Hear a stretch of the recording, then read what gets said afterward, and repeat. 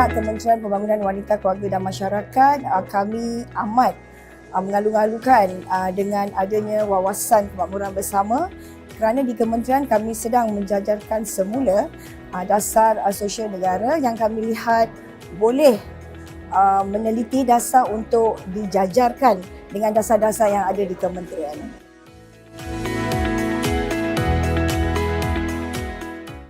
Assalamualaikum warahmatullahi wabarakatuh. Pada hari ini kita akan sambung pembentangan kita mengenai dasar-dasar yang berada di Malaysia. Pada hari ini kami akan membentangkan tentang dasar sosial negara.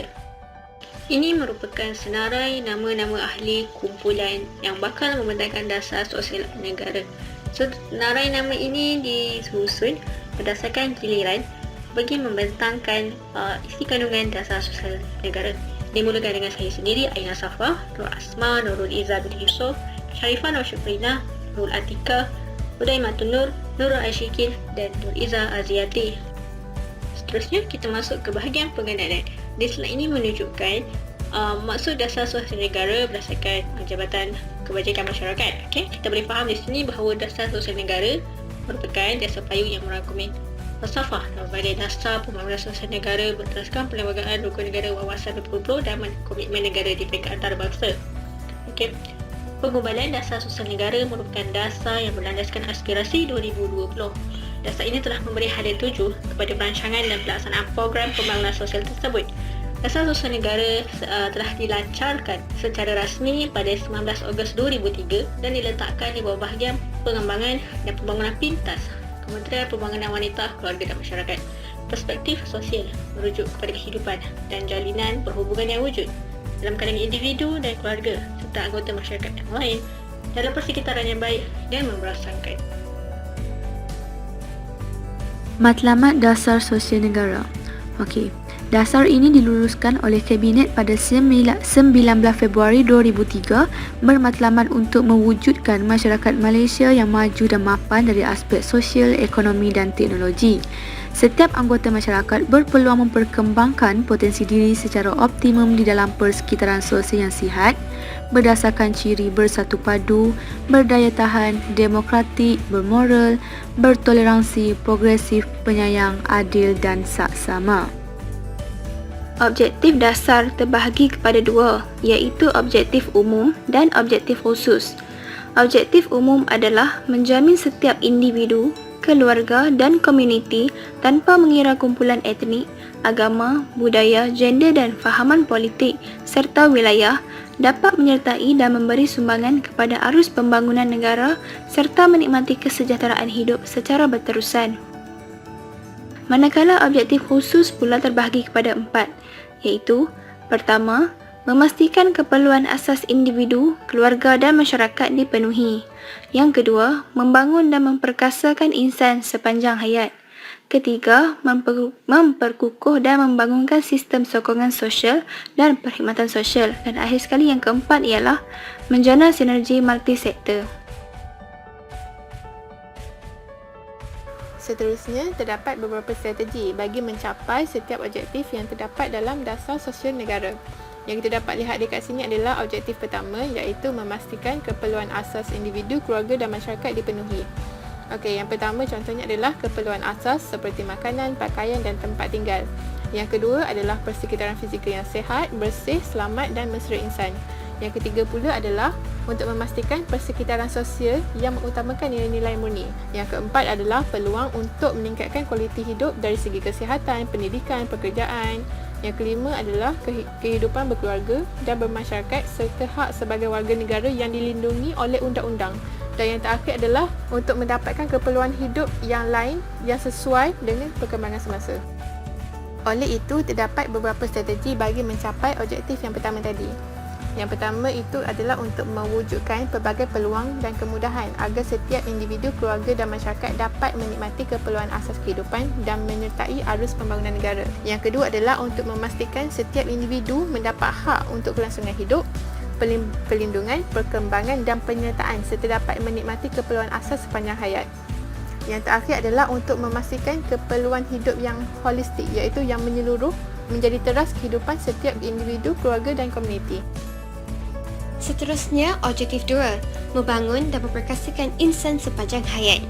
Segala tindakan adalah bertujuan membangun dan memperkasakan setiap individu tanpa membezakan kumpulan etnik, agama, budaya, gender, wilayah, fahaman politik, taraf perkahwinan dan kepercayaan fizikal, serta mengambil kira kepekaan terhadap keperluan dan kehendak jantina.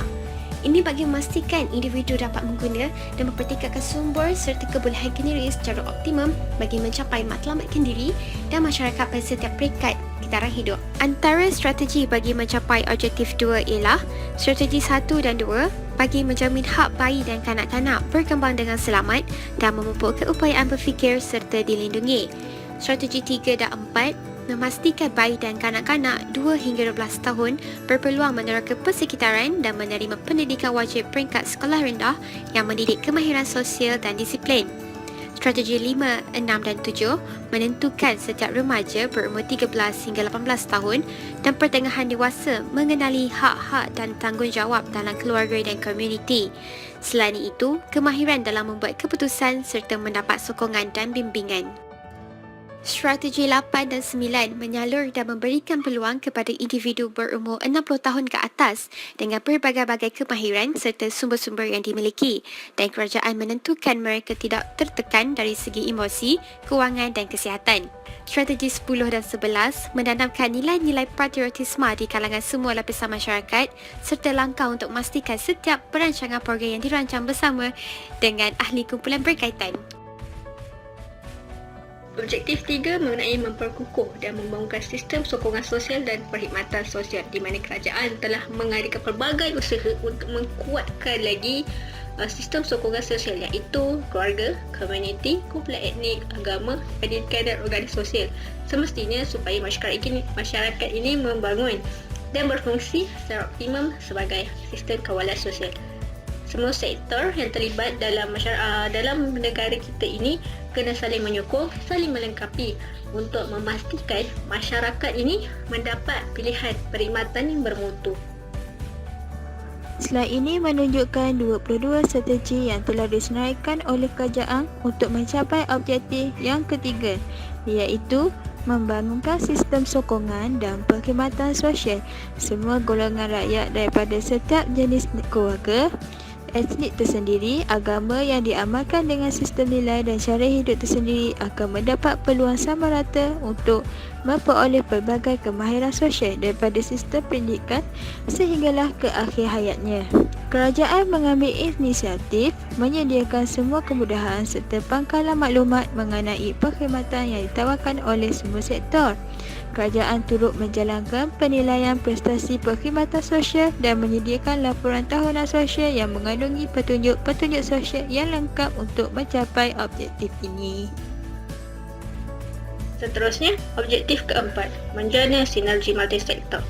Bagi objektif 4 ini, kerjasama semua sektor awam, swasta maupun sukarelawan perlu bekerjasama untuk meningkatkan lagi satu sinergi tenaga dan sumber semestinya untuk masyarakat bagi menjamin perkhidmatan sosial yang terbaik berlandaskan konsep pembangunan sosial adalah tanggungjawab bersama. Persaingan dan pertilihan antara pelbagai agensi dan sektor kenalah dikurangkan dan diatasi agar penggunaan sumber dan tenaga dapat dioptimumkan. Bagi mencapai objektif yang keempat, semua pihak agensi awam maupun swasta perlu bekerjasama untuk pembangunan sosial. Kerajaan telah mengarahkan setiap agensi melakukan kajian mengenai struktur dan fungsi masing-masing, mengukuhkan peranan mereka dan membantu rakyat dengan sediakan program untuk tangani isu sosial. Di samping itu, rakyat sendiri perlu terlibat secara proaktif dalam proses globalisasi yang semestinya untuk pembangunan sosial dan negara juga.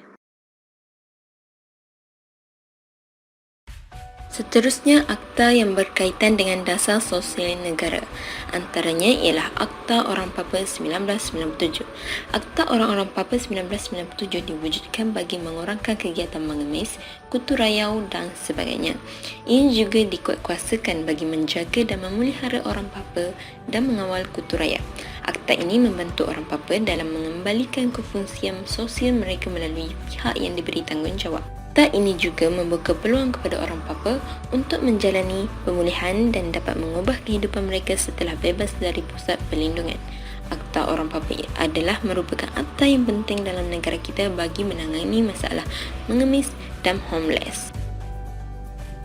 Akta Pusat Jagaan 1993. Akta Pusat Jagaan 1993 bertujuan untuk mengadakan peruntukan bagi pendaftaran, pengawalan dan pemeriksaan pusat-pusat jagaan dan bagi perkara-perkara yang berkaitan dengannya.